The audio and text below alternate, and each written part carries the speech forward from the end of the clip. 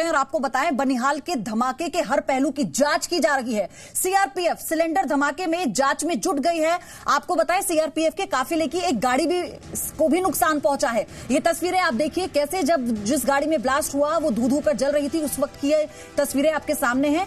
Car धमाके में किसी के भी घायल होने की खबर नहीं है। गनीमत की बात यह है सीआरपीएफ जिस कार में धमाका हुआ, ये सीआरपीएफ की तरफ से जानकारी इस वक्त आप जो मिली है हमें, वो आपके साथ हम साझा कर रहे हैं। तो जिस कार में धमाका हुआ उसके ड्राइवर की तलाश की जा रही है और सवाल यहीं से उठता है क्योंकि ड्राइवर कहाँ है, क्या वो भाग गया है या फिर ये कहीं और से इसे ऑपरेट किया गया। ये सवाल इसलिए उठते हैं क्योंकि कार में ड्राइवर नहीं है और जिस तरह से कार आग की जद में आई है, उसमें धमाका हुआ है, उसमें किसी का ना होना कई सवाल खड़े करता है। तो यहीं पर ये अभी सस्पिशियस बना हुआ है कि आखिर ये जो ब्लास्ट है ये हुआ कैसे। तो आपको ये भी बता दें, जम्मू कश्मीर के बनिहाल में हाईवे पर कार में धमाका हुआ। जम्मू श्रीनगर हाईवे पर कार में सिलेंडर से धमाका हुआ है। जम्मू श्रीनगर के बनिहाल में जवाहर टनल के पास कार में सिलेंडर धमाका हुआ। सिलेंडर ब्लास्ट के वक्त धमाके की जगह से गुजर रहा था सीआरपीएफ का काफिला और उस काफिले पर टच करके ही कार गुजरी है। धमाके में सीआरपीएफ के काफिले की एक गाड़ी को मामूली नुकसान पहुंचा है। ये जानकारी जम्मू आईजी ने इस वक्त दी है। खालिद हुसैन मेरे सहयोगी लगातार हमारे साथ जुड़े हैं। खालिद हुसैन, सबसे पहले और जानकारी। उस इलाके को जो है खतरा इलाका है ये, जो बनिहाल से जब हम श्रीनगर की तरफ चलते हैं तो टनल जवाहर टनल के बीच में पड़ता है। उस इलाके को घेरे में ले लिया गया है और तमाम एंगल्स को अब जांचा जा रहा है क्योंकि सीआरपीएफ ने जो हमें जानकारी दी है उसके मुताबिक वहां पर एक गाड़ी को ने टक्कर मारी है दूसरी सीआरपीएफ की गाड़ी को, जिसको थोड़ा सा नुकसान हुआ है। जानी नुकसान कोई नहीं हुआ है, लेकिन कहीं पे वो ये मेंशन नहीं किया गया है उसमें कि ये सिलेंडर ब्लास्ट था या और कोई विस्फोट था। उन्होंने सीधा हमें कहा कि हम इस पे जांच कर रहे हैं और जांच के बाद ही पता चलेगा कि आखिरी विस्फोट किस किस्म का था।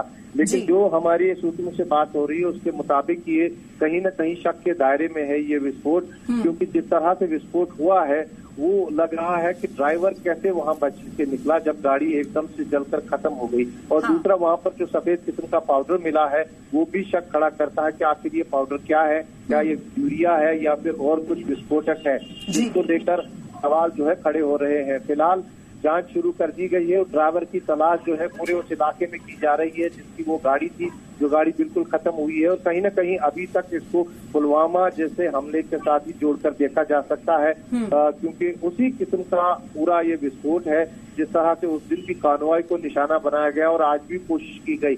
लेकिन यहाँ पर ये सवाल भी खड़े होते हैं कि पुलवामा हमले के बाद जिस तरह कार्रवाई के चलते हुए कई कदम उठाए थे उसको सुनिश्चित करने के लिए कार्रवाई सुरक्षित तौर पर चले, वो कदम आज क्यों नहीं उठे। ये सिविल गाड़ी कैसे थी, जैसे कि गृह मंत्री ने उस दिन पुलवामा हमले के बाद ये कहा था कि जब भी कार्रवाई क्रॉस होगी तो सिविलियन गाड़ियों को रोक दिया जाएगा। तो आज ये सिविलियन गाड़ी कार्रवाई के बीच में कैसे थी, ये भी एक। और खालिद, आ रही हूं मैं आपके पास तस्वीर जो इस वक्त दर्शकों को हम दिखा रहे थे, वो तस्वीर है सीआरपीएफ के काफिले की जिससे टच होकर ये जो कार है गुजरी है, थोड़ा सा नुकसान पहुंचा है। आपको बार बार बताया गनीमत की बात है कि कोई घायल नहीं हुआ इस हादसे में, इस पूरे धमाके में किसी को कोई चोट नहीं आई है। लेकिन सवाल उठते हैं। खालिद हमारे साथ लगातार बने हुए हैं। खालिद, अगर हम इस पूरे सीन को देखें तो ये बिल्कुल रिपीटिशन नजर आता है 14 फरवरी का।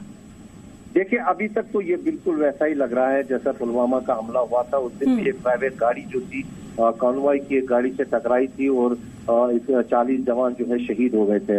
आज भी जिस तरह से ये हमला अगर हम कहना अभी इसको मुश्किल होगा, जिस तरह से विस्फोट हुआ है उससे कहीं न कहीं लग रहा है कि कॉन्वॉय के होते ही ये गाड़ी उससे टकराई है और टक्कर जरूर हुई है जो बता रहे हैं अधिकारी, और उसके बाद विस्फोट हुआ है।